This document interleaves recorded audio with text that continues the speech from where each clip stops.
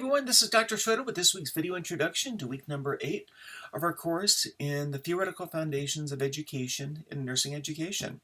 Good to be back with you on video this week. Last week was traveling for Easter, and so at the kids' house up in Oregon didn't have quite the bandwidth to realistically upload a video. So glad to be back with you on video this week, and we're really kind of coming into the end here. We're just about done. All the heavy lifting is done. Everybody should have turned in your technology and simulation paper.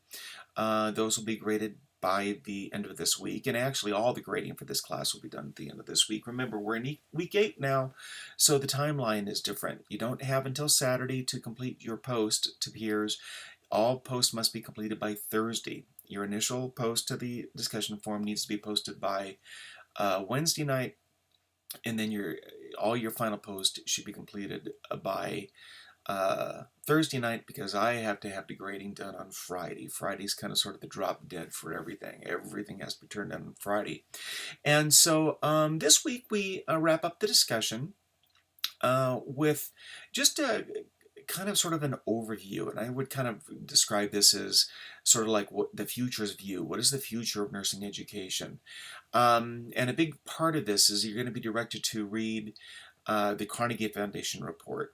And the Carnegie Foundation report, seminal report that came out several years ago, that really summarized, well, it kind of had two parts. It sort of had talked about the history of and sort of the state of nursing programs up through the mid-2000s, and then what is the future? Where do we want to take things in the future?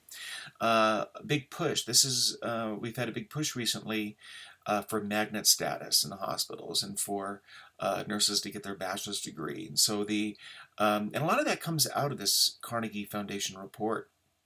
The future of nursing education is really all about increasing critical thinking, increasing full cognition about everything we do in nursing. In other words, taking it even more than we have already, past just the knowing how to complete nursing tasks, knowing how to handle nursing problems, to really looking at on things on a much larger scale. So the report really highlights things like mentoring and preceptorships, really training nurses, not just bringing them in and giving them an orientation to the hospital, but really helping them to become full nurses, to think fully like nurses. And so obviously nursing education has a big part in this. We've really included a lot of aspects to nursing programs over the last several years, particularly pre-licensure programs, where we introduced QSIN competencies, really focusing on safety, focusing on SBAR or ISBAR, and communication, and working within a multidisciplinary context, being leaders in nursing.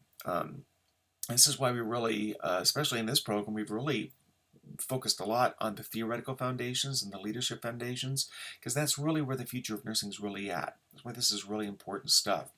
And so we're going to discuss and end this class discussion on this note, talking about what are some issues and trends, and how do you see those play out? What part can you have as nurse educator leaders? And so in a nutshell, that's really it for week number 8. So we're quickly coming to the close. It has been my pleasure to be your instructor. I would remind you, I'll be posting a message also, but if you have not done so already, there is an end-of-course evaluation. And another thing also for nurse educators, realize that end-of-course evaluations are important. They're important because, well, that's how we keep our jobs, for one thing. If students aren't responding well, and if we're not doing things that are meeting the students' needs, most of us aren't going to be in the teaching profession. But more importantly than that, it gives us feedback on what works, what doesn't work. About a year ago, I started doing these video introductions, in part because students were complaining that there was a really feeling of lack of disconnect. And so I did my own little bit of research and found that the video might be one way, and sure enough, from my own PICO statement, it really has improved the outcomes. Students really seem to like it for the most part. Not everybody does, but those of you that kind of missed that connection. I hope that it's helped with that. But there's other things also that we change the curriculum and we change things up based on those evaluations. So those evaluations are important. Please take the time. Just takes a few minutes to complete. Um, I do not, if you leave any comments, please know that I don't know who's leaving comments. They are um, very good about confidentiality that way. I get a summary of feedback, but I do not know who said what, so it really is all a confidential process. And so I look forward to your feedback and I look forward to your participation in that. I hope that the class has worked well for you. I hope that you all feel like you have a little bit of a better idea of some of the theoretical foundations of education. It has been my pleasure to serve as your instructor for this course, and I wish you well as you continue on. For those of you um, that I don't see again, Godspeed. I wish you well in the program. For those of you that may have a class with me in the future, I look forward to seeing you again. And at any rate, good luck as you continue on your educational journey.